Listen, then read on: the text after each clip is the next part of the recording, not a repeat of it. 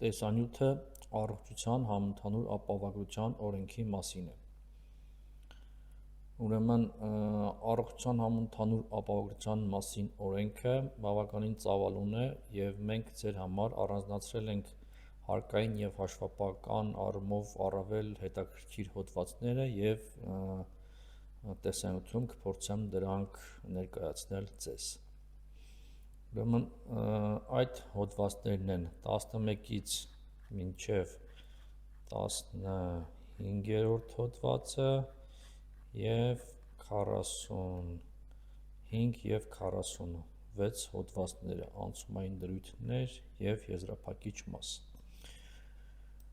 Սկսենք հոդված 11-ից։ Ուրեմն առողջության համընդհանուր ապահովագրության ենթակա անձինք են Հայաստանի Հանրապետության քաղաքացիները եւ օտարերկրյա քաղաքացիները, որոնք ՀՀ-ում ունեն բնակվելու իրավունք, օրենքով նախատեսված կացության կարգավիճակ։ Առողջության համընդհանուր ապահովության ունենալու պահանջը տարածվում է բնակչության հետևյալ խմբերի վրա։ Երկրորդ մասը ունի 15 կետ, նշեմ, որ 1-ից 10 կետերում ընդգրկված մարդկանց խմբերը ունեն որոշակի արտոնյալ կարգավիճակ եւ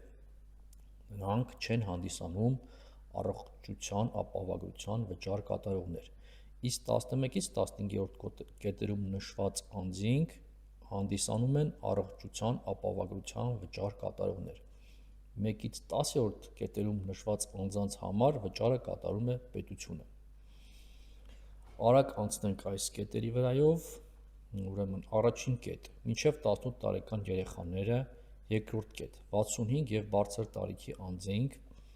երրորդ կետ՝ հաշմանդամություն ունեցող անձինք, չորրորդ՝ Չեռնոբիլի ատոմակայանի վթարի եւ վերացման աշխատանքների մասնակիցները, 5. Հաշմանդամության զինվորական կենսաթոշակ ստացող նախկին զինծառայողներ, 6. Մինչև 2 տարեկան երեխա խնամող մայրեր, 7. 3 կամ ավելի անչափահաս երեխաների ծնողներից մեկը, 8. Հաշմանդամություն ունեցող երեխայի ծնողներից մեկը, 9-րդ կետ՝ քառօրյայի եւ 44-օրյայում զոհվածների ընտանիքի անդամները, 10-րդ կետ՝ ընտանիքի անապահովության միավոր կամ աստիճան ունեցող ՀՀ քաղաքացիները, ասեմ, որ 1-ից 10-րդ կետերում ընդգրկվելու դեպքում անպայման պետք է լինել ՀՀ քաղաքացի եւ ռեզիդենտ։ Անցնենք 11-ից 15-րդ կետերին, որոնք այս մարդիկ հանդիսանում են առողջության ապահովության վճար կատարողներ։ Մեզ առավել հետաքրքիր է հարկային առումով, հաշվապահական առումով առավել հետաքրքիր է 11 եւ 12-րդ կետերը։ 11-րդ կետը դա վարձու աշխատողներն են, որոնց աշխատավարձը հաշվարկում է հարկային գործակալը կամ հարկային գործակալի պարտավորությունից ազատված գործատուն։